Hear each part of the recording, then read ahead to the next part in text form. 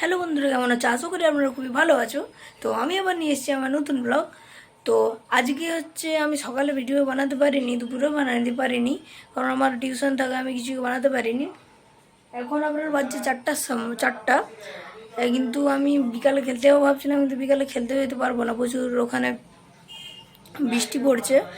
এবং আজকে সারাদিন আমি ঘরেই কেটে গেছে, এবং ব্লগও আমি বেশি বানাতে পারিনি।